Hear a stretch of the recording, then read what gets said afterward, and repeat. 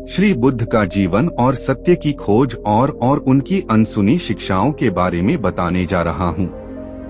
तो बिना स्किप किए हुए वीडियो में बने रहें। तो दोस्तों, हमारे जीवन में एक दिन ऐसा आता है जब हम आत्मचिंतन करते हैं और यह सवाल उठता है, क्या हम सच में खुश हैं? हमारा जीवन क्या उद्देश्य है? यही सवाल हमें एक बहुत बड़ी खोज की ओर प्रेरित करता है। यह वही प्रश्न थे जिन्होंने भगवान बुद्ध को पूरी दुनिया में जाने माने गुरु बना दिया। उनके जीवन की कहानी में गहरे सत्य, कठिन संघर्ष और अंततः आंतरिक शांति की प्राप्ति की यात्रा है। बुद्ध के जीवन के दौरान उनकी खोज ने न केवल उनका जीवन बदल दिया, बल्कि उन्होंने समग्र मानवता के लिए सत्य, शांति और समर्पण की दिशा दिखाई।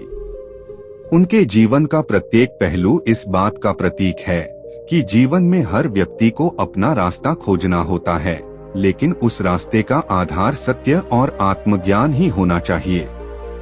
अब आप सोच रहे होंगे, क्या जीवन की खोज इतनी आसान हो सकती है? नहीं, बुद्ध का जीवन दर्शाता है कि आत्मज्ञान प्राप्त करने के लिए हमें कठिनाइयों, संघर्षों और भ्रमों का सामना करना पड़ता है। आइए हम जानते हैं भगवान बुद्ध के जीवन के उन अनसुने पहलुओं को जिन्होंने उन्हें एक महान गुरु और प्रेरणा स्रोत बना दिया। तो पहले हम सिद्धार्थ का जन्म और कौन सी भविष्यवाणी और प्रारंभिक जीवन के बारे में जानेंगे।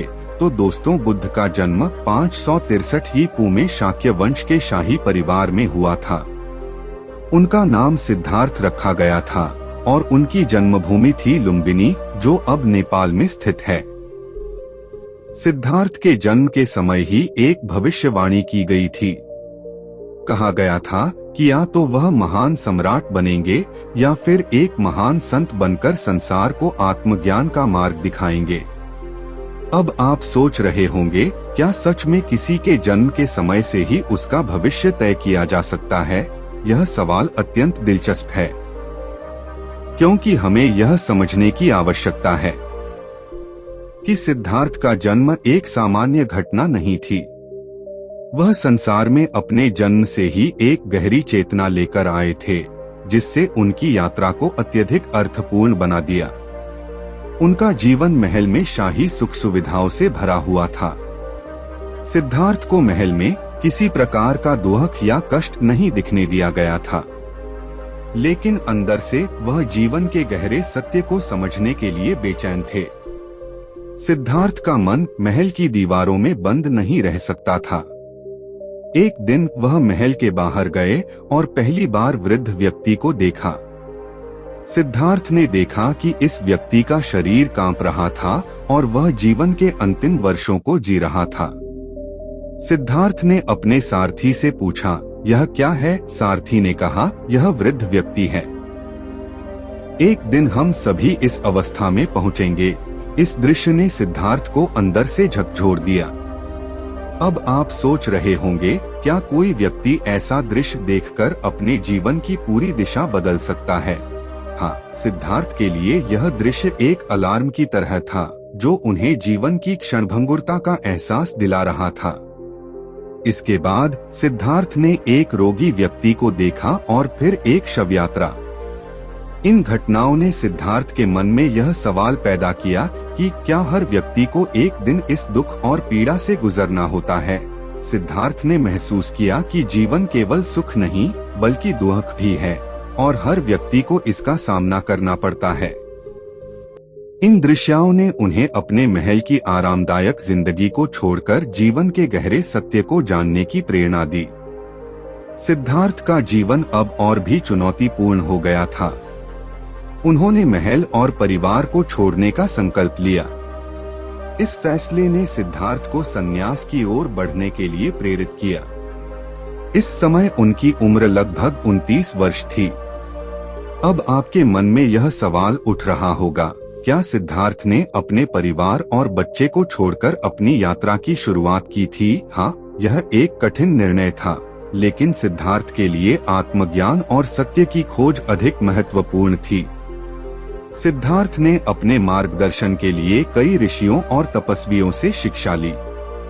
वह कठोर तपस्या करने लगे, लेकिन जैसे जैसे समय बीतता गया, उन्होंने महसूस किया कि यह मार्ग उन्हें सत्य की ओर नहीं ले जा रहा।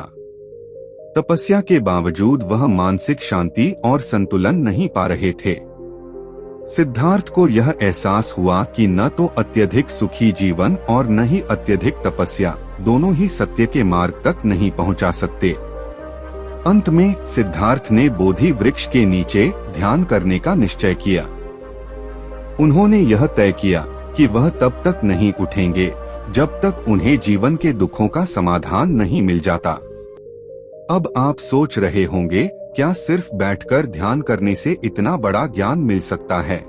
हाँ, यह वही क्षण था जब सिद्धार्थ ने अपने भीतर की दुनिया को समझा और 4 आर्य सत्य और अष्टांगिक मार्ग का ज्ञान प्राप्त किया।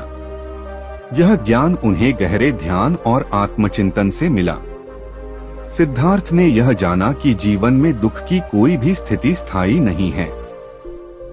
दुख का कारण हमारी इच्छाएं और संलग्नताएं हैं और इन्हें छोड़कर ही हम शांति पा सकते हैं। इसके बाद उन्होंने अपने नाम को बदलकर बुद्ध रखा, जिसका अर्थ है जागृत व्यक्ति। भगवान बुद्ध ने अपने अनुभवों से जो ज्ञान प्राप्त किया, उसे उन्होंने 4 आर्य सत्य के रूप में प्रस्तुत किया। यह ज्ञान उनके समस्त शिक्षाओं का मूल आधार है। इन सत्यों को समझने और अपनाने के लिए उन्होंने अष्टांगिक मार्ग का सुझाव दिया, जो एक ऐसा मार्ग है जो हर व्यक्ति को दुख से मुक्ति और आत्मज्ञान की ओर ले जाता है। 4 आर्य सत्य जीवन के वास्तविक तथ्यों और उसकी समस्याओं का समाधान प्रस्तुत करते हैं। यह मानव जीवन की समस्याओं और उनके कारणों का स्पष्ट चित्रण है। दुख सत्य। अष्टांगिक मार्ग को अष्टमार्ग भी कहा जाता है। इसमें 8 ऐसे अंग शामिल हैं जो हमें दुख से मुक्ति और आत्मज्ञान की ओर ले जाते हैं। सही दृष्टि। बुद्ध ने 4 आर्य सत्य और अष्टांगिक मार्ग के माध्यम से हमें यह सिखाया कि दुख से मुक्ति पाने के लिए हमें अपने विचार, कर्म और जीवन शैली को सही दिशा में ले जाना होगा। बुद्ध कहते थे, जो अपनी इच्छाओं पर नियंत्रण पा लेता है वही सबसे बड़ा विजेता है। यह मार्ग कठिन है, लेकिन इसे अपनाकर हम न केवल अपने जीवन को बदल सकते हैं, बल्कि अपने आसपास की दुनिया को भी बेहतर बना सकते हैं। भगवान बुद्ध के उपदेश उनके जीवन का केंद्र थे और इन उपदेशों ने न केवल उनके शिष्यों बल्कि पूरी दुनिया को जागरूक किया कि जीवन में सुख और शांति पाने के लिए किसी बाहरी वस्तु की आवश्यकता नहीं है, बल्कि मन और आत्मा की शांति ही सबसे बड़ी प्राप्ति है। बुद्ध ने सरल और गहरे तरीके से लोगों को यह बताया कि जीवन के दुख से मुक्ति पाने का मार्ग केवल आत्मज्ञान और सही दृष्टिकोण से ही संभव है। बुद्ध के उपदेश हमेशा इस बात पर जोर देते थे कि हर व्यक्ति के भीतर वह शक्ति है जो उसे जीवन के सत्य तक पहुंचा सकती है। बुद्ध का जीवन और उनकी शिक्षाएं हर व्यक्ति के लिए एक प्रेरणा थीं। उन्होंने कभी यह नहीं कहा कि हम किसी विशेष पूजा या कर्मकांड से शांति पा सकते हैं, बल्कि उन्होंने यह समझाया कि आत्मज्ञान का मार्ग सिर्फ भीतर से ही शुरू होता है और इसके लिए हमें ध्यान, साधना और मानसिक संतुलन की आवश्यकता होती है। अब आप सोच रहे होंगे, क्या बुद्ध ने कभी किसी विशेष पूजा का पालन किया था? नहीं, बुद्ध ने कभी भी किसी विशेष पूजा या अनुष्ठान के बारे में नहीं बताया। वे मानते थे कि अगर कोई व्यक्ति सही कार्यों का पालन करता है, सकारात्मक विचार रखता है और अपने मन को नियंत्रित करता है, तो वह बिना किसी बाहरी पूजा के भी शांति और सुख पा सकता है। बुद्ध ने अपने शिष्यों से हमेशा यह कहा कि आपका मन ही आपका भगवान है और आपका मन ही आपका दुश्मन है।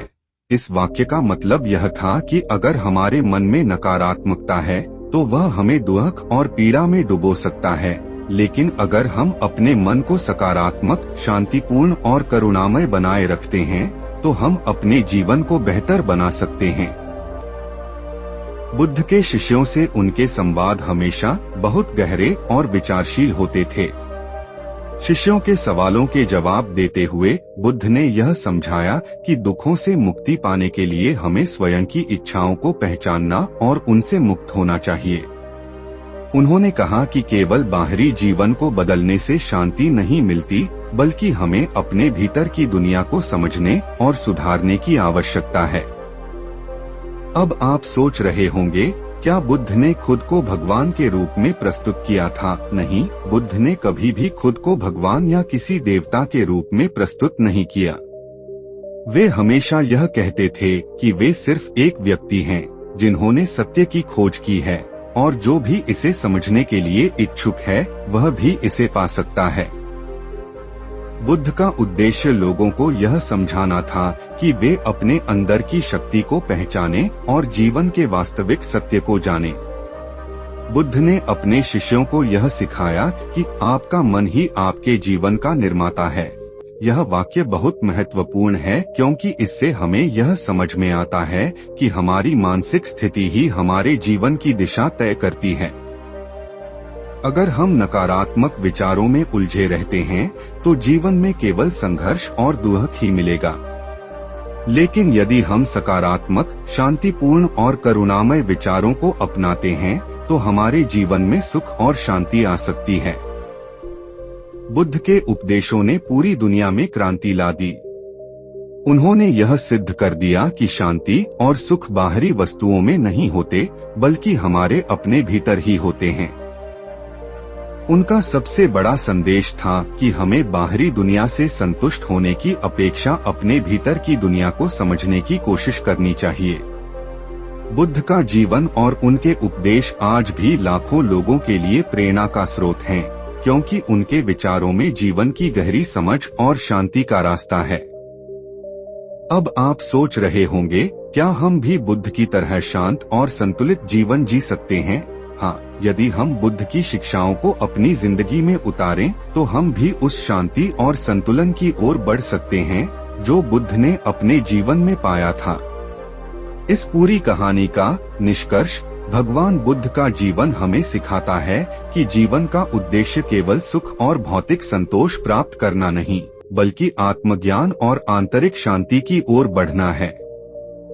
उन्होंने दिखाया कि जीवन के दुख और संघर्ष को समझकर, उसकी जड़ों तक पहुंचकर और सही मार्ग अपनाकर हर व्यक्ति मुक्त हो सकता है। बुद्ध की शिक्षाएं समय और स्थान की सीमाओं से परे हैं। उनकी 4 आर्य सत्य और अष्टांगिक मार्ग आज भी मानवता को जीने का सही तरीका और सच्चा उद्देश्य दिखाते हैं। उनका यह संदेश कि जीवन में संतुलन और जागरूकता से ही शांति प्राप्त हो सकती है, आज की व्यस्त और अशांत दुनिया में भी उतना ही सार्थक है। जो अपने भीतर का सत्य समझ लेता है वही असली विजेता है। भगवान बुद्ध का जीवन और उनकी शिक्षाएं हर युग के लिए प्रेरणा हैं।